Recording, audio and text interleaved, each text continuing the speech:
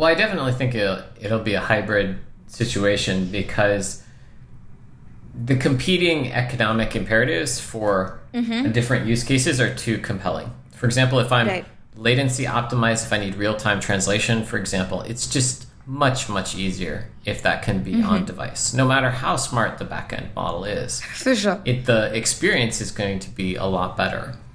With respect to privacy and private computing, of course, local can be preferable, but it can also be more fraught because people don't have enterprise-grade IT security.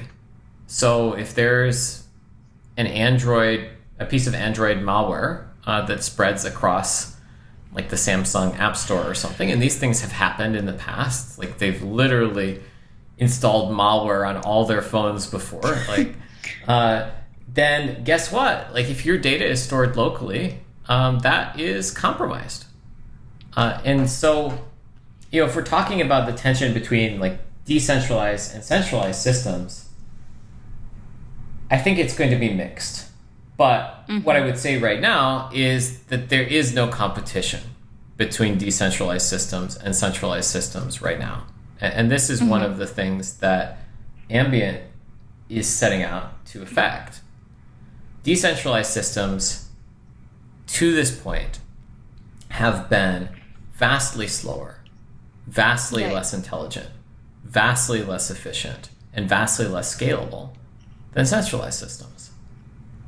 It's a really unfortunate thing that doesn't have to be true, but that's just the way that it has gone. And in order to create a hybrid future where we have all sorts of compute, where there's private compute clouds and decentralized private compute and edge computing, and everything is humming and interoperable, we need to focus on the core decentralized primitives, one of which is high-scaled verified inference, and thus ambient.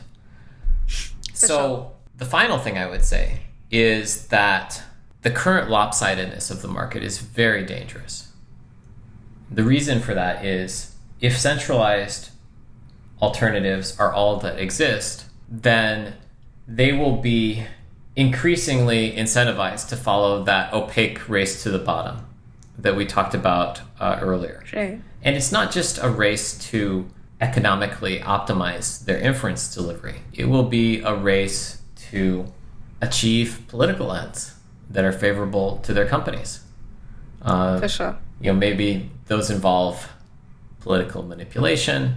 Maybe those involve catering to the whims of particular politicians, influence campaigns. We don't know how it will manifest, but there are just a variety of abusive dimensions that exist when you have this amount of power that can be effectively countered if there is a viable alternative. If there is a decentralized product that is equally intelligent, equally available, equally reliable, equally scalable, and people can just use that instead of being abused economically or politically manipulated, then it curbs the effective power of that system, because the owners and operators of that system realize that people will just leave their platform. They will have a reverse network effect if they don't abide by a certain level of basic network decency.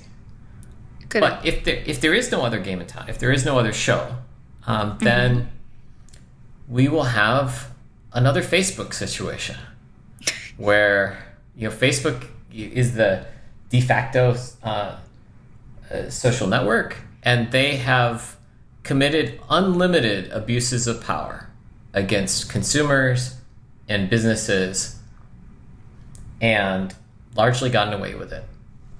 Like we talked about, they made the most money out of scammers. So a lot of loopholes there. Yeah, Facebook, it's an article that just recently came out, because of court filings. Facebook found that they could profit maximize if they charge scammers more for the last 5% of their scam detection threshold. So Facebook had a meter that went up to 95%. And if you got to 90%, you were for sure a scammer. But what they would do is they would just charge you more money to place your scammy ads, and they would make billions. And then they would rake in that money until you hit 95%, at which point they would shut off your account. But by that time, the damage was already done. And if they had been moral economic actors, they would have stopped it at the 90%, right, because they knew. They knew. And there's all sorts of documentation that they knew. So, for sure. Yeah, we end up in this totally abusive situation as consumers if we don't build decentralized alternatives.